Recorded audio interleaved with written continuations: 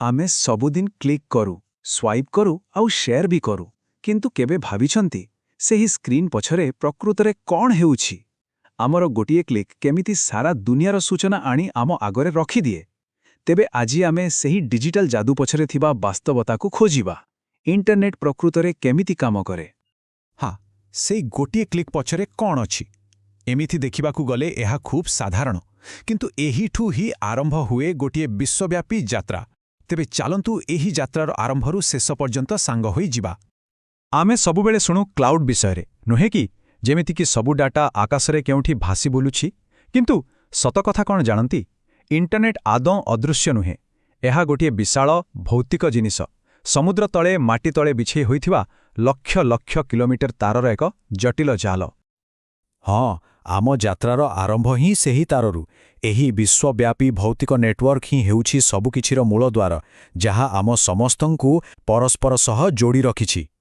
तेणु गोटे कथा स्पष्ट करदेवा भल जे इंटरनेट कोनोसी गोटे कंपानी किंबा सरकारर नुहे एहार केही जणे मालिक नाही एहा हेउछि हजार हजार छोट बड़ नेटवर्कर एक मिश्रण जहा एकाठी मिसी काम करे गोटे विशाल विकेंद्रीकृत व्यवस्था।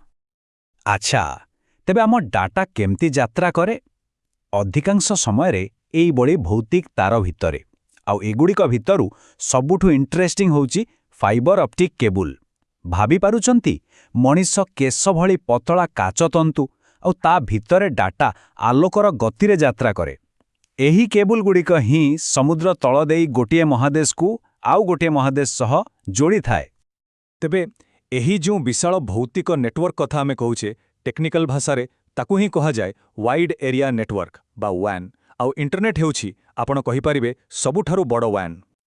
ठीक अछि तेबे एते बड़ विश्वस्तरीय नेटवर्क सहित आम घरे थिबा छोटो लैपटॉप किंबा फोन केमिति जोड़ी हुए आसंतु एबे सेही स्थानीय संजोग विषय टिके जानिबा।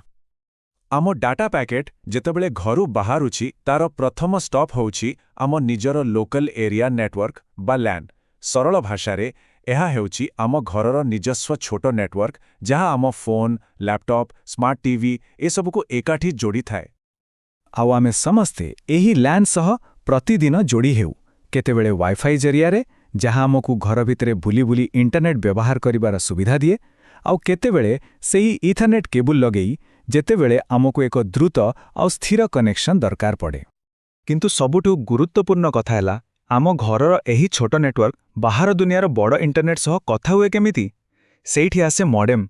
मॉडेम होउछि सेही जादुकरी बॉक्स जहा गोटे अनुवादक बा दोभाषी भली काम करे एहा आम कंप्यूटर डिजिटल भाषा को बाहर केबुल लाइन रो एनालॉग भाषा रे बदलाई दिए आउ बाहरु आसुतिबा एनालॉग भाषा को पुणी डिजिटल करी दिए। हेउ एबे आम कहानीर मुख्य चरित्र सहित परिचित हेबार समय आसीगला ता ना हेला डाटा पैकेट आउ आमे सेही उपकरण गुड़िक विषय भी जानिबा जो माने एहार यात्रा को नियंत्रण करंती। आपण जेतेबेले गोटे ईमेल पठांती किंबा गोटे फोटो अपलोड करंती से पूरा जिनिसटा एका थरे इंटरनेट रे जाए नाही ता बदलरे एहाकु हजार हजार छोट छोट खंडरे भांगी दिया जाए एही प्रतिटी छोट खंड को ही पैकेट कुहा जाए आउ एही छोट छोट पैकेट गुड़िक ही इंटरनेट महासागर रे यात्रा करंती। तेबे एते गुड़िए पैकेट निज रास्ता केमिति खोजंती सेथिपाई तो अछंती राउटर आउ स्विच भली डिवाइस एमाने ठीक इंटरनेट रो ट्रैफिक पुलिस भली काम करंती कोटी कोटी पैकेट भितरे भी सेमाने निश्चित करंती जे प्रत्येक पैकेट निजर ठीक ठिकाणारे पहुंचिबो। एमानक भितरे राउटर रो काम सबुठु गुरुत्वपूर्ण एहा गोटे बुद्धिमान डेलीवरी ड्राइवर भली प्रत्येक पैकेट को देखी ता पाई सबुठु भल सबुठु छोट आउ सबुठु कम ट्रैफिक थिबा रास्ताटी को खोजी बाहर करे। किंतु एते कोटी कोटी पैकेट रास्ता न हो जाई ठीक जगारे पहुंचिबा पाई एही राउटर माने कोन व्यवहार करंती एहार उत्तर हेला इंटरनेटर निजस्व जीपीएस माने ठिकणा एवं नियम। भारी मजादार कथा इंटरनेट सह जोड़ी होइथिबा प्रत्येक डिवाइस रा दुईटा ठिकणा थाए गोटे हेला मैक ठिकणा जहा तार जन्मगत परिचय पत्र भली यह केबे भी बदलेनी आउ द्वितीयटी हेला आईपी ठिकणा जहा तार वर्तमान रो डाक ठिकणा भली आपण नेटवर्क बदलिले ए ठिकणा भी बदली जाए।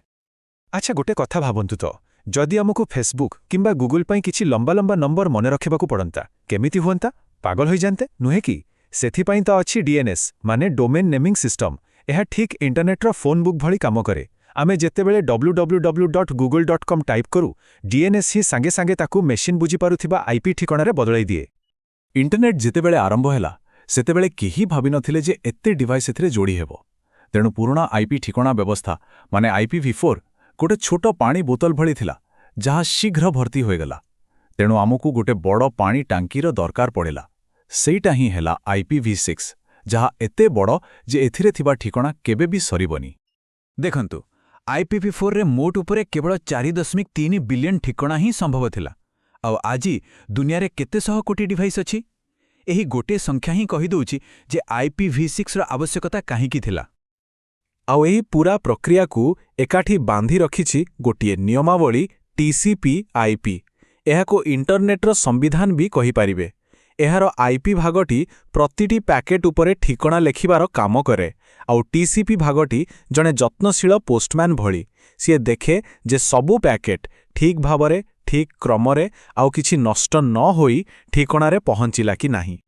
ହଉ, ଆମ ଡାଟା ପ୍ୟାକେଟ୍ର ଲମ୍ବା ଯାତ୍ରା ଏବେ ପ୍ରାୟ ଶେଷ ହେବା ଉପରେ। ଆସନ୍ତୁ ଦେଖିବା ଏହି ସୂଚନା ଶେଷରେ ଆମ ସ୍କ୍ରିନରେ ଦେଖାଯାଏ କେମିତି। ଏଇଠି ଗୋଟେ ବହୁତ ଜରୁରୀ କଥା ସ୍ପଷ୍ଟ କରିବାକୁ ଚାହିଁବି। ୱାର୍ଲଡ ୱାଇଡ୍ ୱେବ୍ WWW ଆଉ ଇଣ୍ଟରନେଟ୍ ଗୋଟିଏ ଜିନିଷ ନୁହେଁ। ଭାବିନିଅନ୍ତୁ, ଇଣ୍ଟରନେଟ୍ ହେଉଛି ରାସ୍ତା ଆଉ ରେଳ ଲାଇନ୍ ଭଳି ଭିତ୍ତିଭୂମି, ଆଉ ୱେବ୍ ହେଉଛି ସେହି ରାସ୍ତାରେ ଚାଲୁଥିବା ଗାଡ଼ି ବା ଟ୍ରେନ୍ ଯାହା ଆମକୁ ୱେବସାଇଟ୍ ପାଖକୁ ନେଇଯାଏ। ଆଉ ଏହି ସବୁ କିଛି ଆଖି ପିଛୁଳାକେ ହୋଇଯାଏ। ଦେଖନ୍ତୁ କେତେ ଶୀଘ୍ର। ପ୍ରଥମେ ଆମ ବ୍ରାଉଜର ଏକ ଅନୁରୋଧ ପଠାଏ। ଦ୍ୱିତୀୟରେ ହଜାର ହଜାର କିଲୋମିଟର ଦୂରରେ ଥିବା ସର୍ଭର ଫାଇଲ୍ ଖୋଜି ତାକୁ ଛୋଟ ଛୋଟ ପ୍ୟାକେଟ୍ରେ ପଠାଏ। ଶେଷରେ ଆମ ବ୍ରାଉଜର ସେହି ସବୁ ପଜଲ ଖଣ୍ଡ ଭଳି ପ୍ୟାକେଟ୍କୁ ପୁଣି ଯୋଡ଼ି ଏକ ସମ୍ପୂର୍ଣ୍ଣ ୱେବ୍ ପେଜ୍ ତିଆରି କରି ଆମ ସ୍କ୍ରିନରେ ଦେଖାଇଦିଏ। କେତେ ଆଶ୍ଚର୍ଯ୍ୟଜନକ ନୁହେଁ? ତେବେ ତାରରୁ ଆରମ୍ଭ କରି ଆମ ସ୍କ୍ରିନ୍ ପର୍ଯ୍ୟନ୍ତ ଏହା ଥିଲା ଇଣ୍ଟରନେଟ୍ର ଅବିଶ୍ୱସନୀୟ ଯାତ୍ରା। ସତ କହିବାକୁ ଗଲେ ଏହା ମଣିଷ ଦ୍ୱାରା ତିଆରି ଏକ ଆଧୁନିକ ଆଶ୍ଚର୍ଯ୍ୟ। ଗତ 50 ବର୍ଷରେ ଇଣ୍ଟରନେଟ୍ ଆମ ଦୁନିଆକୁ ସମ୍ପୂର୍ଣ୍ଣ ବଦଳାଇ ଦେଇଛି। କିନ୍ତୁ ପ୍ରଶ୍ନ ହେଉଛି, ଆଗାମୀ 50 ବର୍ଷରେ ଏହି ସଂଯୋଗର ଭବିଷ୍ୟତ କେମିତି ହେବ?